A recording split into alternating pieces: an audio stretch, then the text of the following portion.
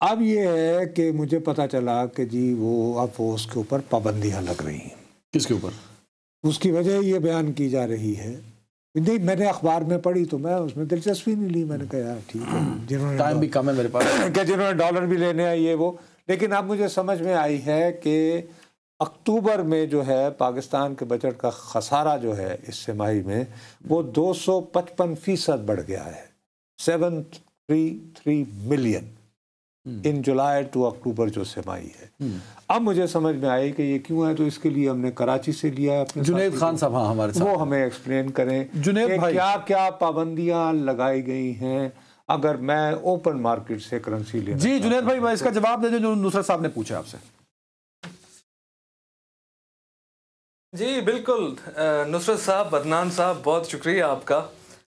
पहली बात तो ये कि स्टेट बैंक ऑफ पाकिस्तान की हम आज तक जो कारकर्दगी देखते आ रहे हैं उसमें सबसे बड़ी कारकर्दगी ये है कि स्टेट बैंक ऑफ पाकिस्तान की वजह से बिजनेस कम्युनिटी से लेकर आम आदमी तक किसी को एक धेले का फायदा नहीं हुआ।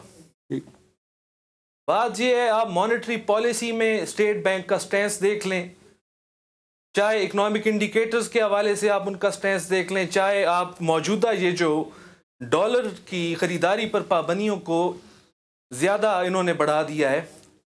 अब बात यह है कि स्टेट बैंक ऑफ पाकिस्तान का वही मामला है कि अच्छा करने की कोशिश करते हैं लेकिन बीच में अनोमलीज निकल आती हैं।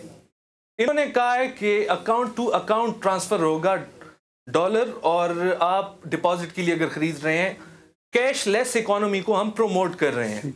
बहुत अच्छी बात है, करना चाहिए। डिजिटाइजेशन का दौर है, दुनिया डिजिटाइजेशन की तरफ मूव कर रही है।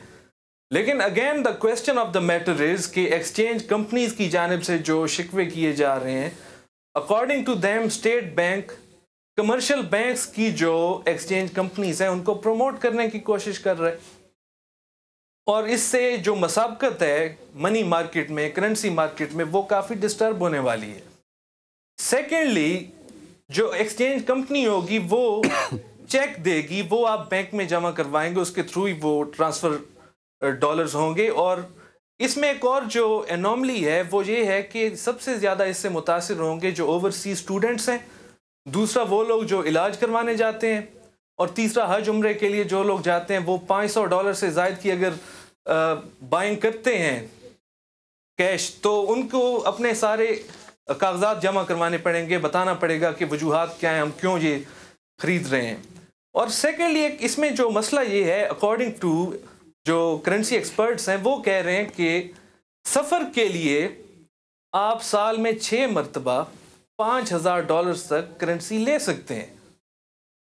मतलब आपको फॉर एग्जांपल दुबई या पुर्तगाल जाना है तो यू आर फ्री। तो ये मामलात हैं स्टेट बैंक ऑफ पाकिस्तान की जानिब से जो सामने आए हैं। फिल वक्त परसों का ये सर्कुलर है जो जारी किया गया। अब इस दूसरी बात यह है कि स्टेट बैंक ऑफ पाकिस्तान की बात की जाए और ओवरऑल इकोनॉमिक कंडीशन को देखा जाए तो मरकजी बैंक यार, लेकिन मैं आपसे नहीं अदनान भाई, अमूमी तौर पे बाय कर लेता है। नहीं जुनेद भाई, एक मेरी बात सुने जो आप फरमा रहे हैं। देखिए, खुदा न खास्ता हमारे किसी बहुत अजीज़ करीबी शख्स को कैंसर होता है और इस नौयत की यह बीमारी होती है कि उसका इलाज करने को कोई साहब कहते हैं कि चलो यार अगर आप बरतानिया या अमेरिका भिजवाते हैं तो हम भी कुछ मदद कर देंगे और कुछ हो जाएगा, और हम कहते हैं जी कुछ हम आपको भिजवा देंगे। तो उस सूरत में तो आपको इमरजेंसी कैश चाहिए होता है ना। आप पूरे प्रोसीजर और रूल्स में कैसे गुजरेंगे? आपने जैसे सही कहा, और ऑलरेडी मैंने जी अपनी 2 बच्चियों की तालीम की है, मैं ज़ाती बात कर रहा हूँ। मैंने उनकी ट्यूशन फ़ी जो बाकायदा डिमांड किया गया था उनकी यूनिवर्सिटी की तरफ से, वो तमाम कागजात होने के बावजूद मुझे अपने पाकिस्तानी रुपयों पर मुश्तमिल अकाउंट से उनकी ट्यूशन फ़ी जमा करवाने के लिए कभी भी 1.5 महीने से वक्त नहीं लगा। कम से कम एक मरतबा सिफारिश की थी क्योंकि डेस्परेट हो रही थी मेरी बच्ची एक, तो फिर 21 दिनों में ट्रांसफ़र हुई थी।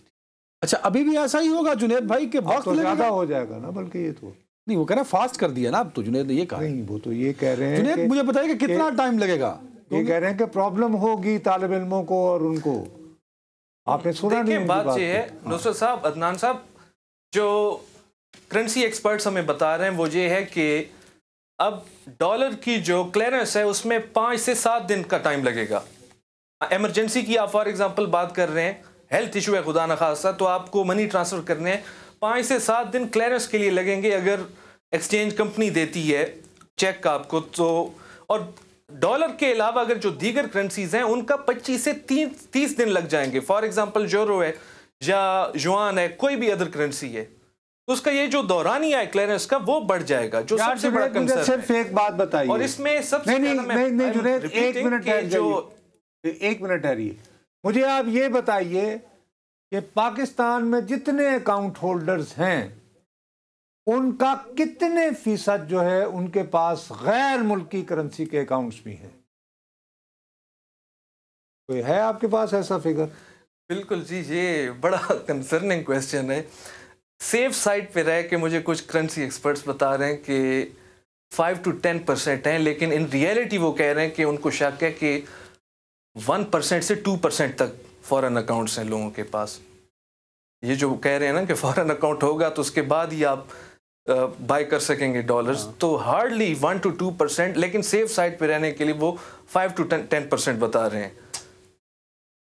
अब आप ये देखिए कि 5 से 10% अफराद की जो इस काबिल हैं कि वो गैर मुल्की, मैं स्टेट बैंक ने वजह क्या बताई है जी सारा कार्रवाई करने की? कोई वजह तो बताई होगी ना, हम ये वो तो खुद नहीं बता रहे ना, उसकी वजह जो है वो खबर बता रही है ना। नहीं वो आप एक बड़ी मार्केट में बैठे हैं कराची की, कैशलेस इकोनॉमी की तरफ स्टेप फॉरवर्ड करना, ये स्टेट बैंक का मुद्दा है। मेरा अपना ख्याल है और प्यारे भाई, आप देखें जिनके पास एक्सेसिव जरा कैश होता है तो वो डॉलर की खरीदारी करते हैं, उनको डिस्करेज करना, वो सिस्टम में लेके आने के लिए इस तरीके का जो तरीकाकार है स्टेट बैंक ऑफ पाकिस्तान की तरफ से, दे आर एक्चुअली। अच्छा मुझे ये बताएं, देखें आपने शुरू में कहा जुनैद कि अच्छी बात है स्टेट बैंक ये कर रहा है, आपने भी उसको इंडोर्स किया, नुसरत साहब भी इसको इंडोर्स कर रहे हैं कि यार कैशलेस हो ताकि करप्शन ना हो, बाकी जो लेफ्ट राइट होता है वो चीज़ें ना हो। तो क्या तरीकाकार था कि वो कैशलेस भी रहते, अपनी टारगेट भी अचीव करते और ये फास्ट ट्रैक भी होता? क्या कोई तरीका था? करेंसी एक्सपर्ट्स ने कोई राय दी हो अपनी? इसमें सबसे पहली तो बात यह है ना, तरीकाकार ये है कि आप कंपटीशन को फरोग दें। अब बात यह है कि इसका जो फायदा होने वाला है, ये सारा जो सिलसिला हो रहा है चंद एक्सचेंज कंपनियों को होगा, और जो बैंक्स की एक्सचेंज कंपनीज हैं बैंक ओन्ड, उनको फायदा होगा। इसको सबसे पहले तो इसमें मसाबकत लाई जानी चाहिए, कंपटीशन से ही दुनिया चलती है, कंपटीशन से ही मार्केट्स चलती हैं। और सेकेंडली ये है कि मैं आपको एक बात बताऊं कि जो एक्सचेंज कंपनीज हैं इंडिपेंडेंट, उनका जो वॉल्यूम है वो 80% तक डाउन हो चुका है। सही बात। और इवन के जो बैंक ओन्ड एक्सचेंज कंपनीज हैं उनके हवाले से भी कहा जा रहा है कि वॉल्यूम्स में कमी आ रही है। तो स्टेट अल्टीमेटली जैसे हमने पहले कहा कि नफा सारा फायदा जो है वो बैंकों को होता है, सर्कुलर्स की हद में। जी बहुत शुक्रिया भाई, लेकिन इन प्रैक्टिकल जी जुनैद आपका बहुत बहुत शुक्रिया, थैंक यू वेरी मच, आपने हमें अपडेट किया।